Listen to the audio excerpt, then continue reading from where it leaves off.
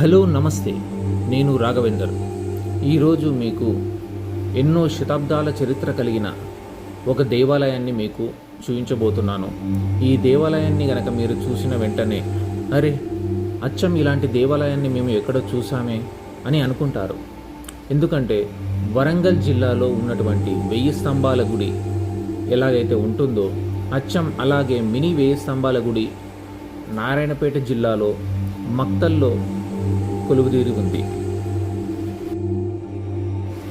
ఒకప్పుడు శతాబ్దాల క్రింద కాకతీయ రాజులు పాలించిన సమయంలో ఒక వెలుగు వెలిగినటువంటి ఈ శ్రీ మహాకుంభేశ్వర స్వామి దేవాలయం కాలక్రమేణా అనేక మంది దండయాత్రల వల్ల, మొఘలుల దండయాత్రల వల్ల ఆక్రమణలకు గురై చాలా కుంచుకుపోయింది.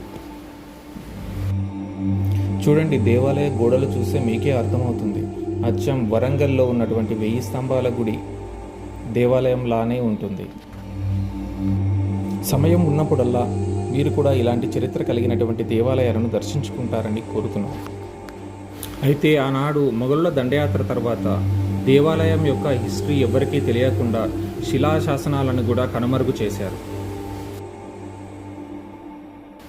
కొన్ని సంవత్సరాల నుండి దేవాలయాన్ని ఉన్న స్థలంలోని చిన్న చిన్న డెవలప్మెంట్స్ స్థానికుల సహాయంతో చేసి నిత్య పూజలు, పల్లకి సేవలు, శివరాత్రి అలాగే నవరాత్రుల సమయంలో ఉత్సవాలు చేసి దేవాలయాన్ని మళ్ళీ వెలుగులోకి తీసుకుని వస్తున్నారు అక్కడి ప్రజలు. ఇలా శ్రీ కుంభేశ్వర స్వామి దేవాలయం లాంటి ఎంతో చరిత్ర కలిగినటువంటి దేవాలయాలను మీ తర్వాతి తరాలకు కూడా చూపించడం వల్ల మన హిస్టరీ ఏంతో వాళ్ళకు తెలుస్తుంది.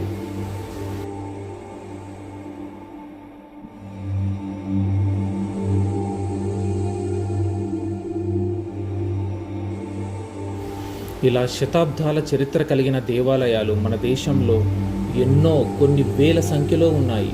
అవి చరిత్రలో కనుమరుగైపోయాయి.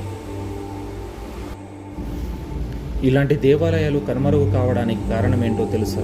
చిన్నప్పుడు మనము చదువుకున్న పుస్తకాలలో ఇలా చరిత్ర కలిగిన దేవాలయాలను చేర్చకపోవడం.